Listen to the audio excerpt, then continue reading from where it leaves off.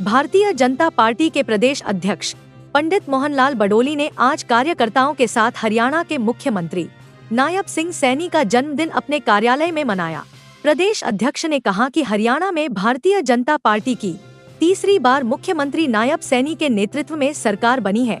उन्होंने मुख्यमंत्री नायब सिंह सैनी को जन्मदिन की बधाई देते हुए कहा कि मुख्यमंत्री के नेतृत्व में हरियाणा विकास के नए आयाम लिखेगा।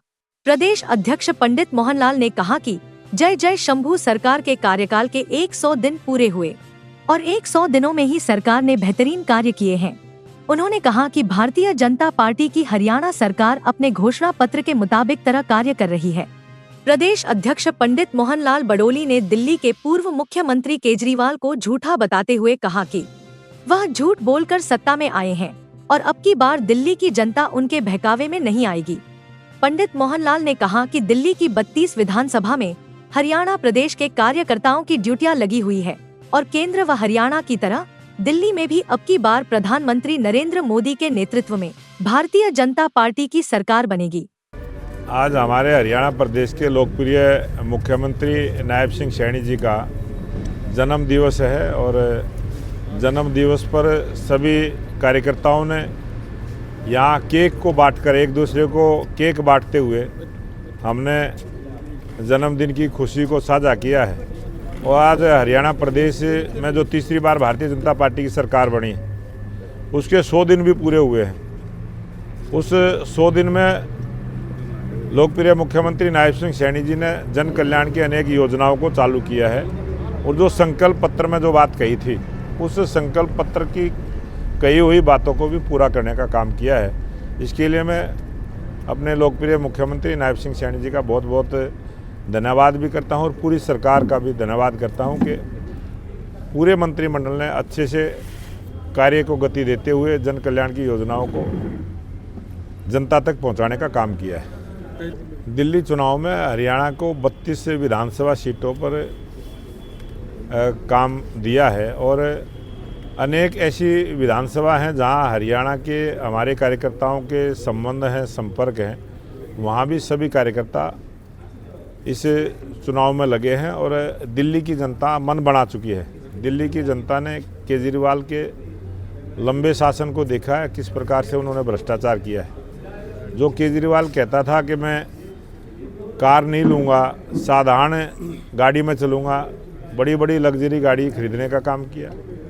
जो ये कहता था कि मैं साधारण से मकान में रहूँगा, उसने करोड़ों रुपए खर्च करके हवा महल बनाते हुए बहुत बड़ा बजट अपने ऐशो आराम के लिए अपने महल में प्रयोग किया है।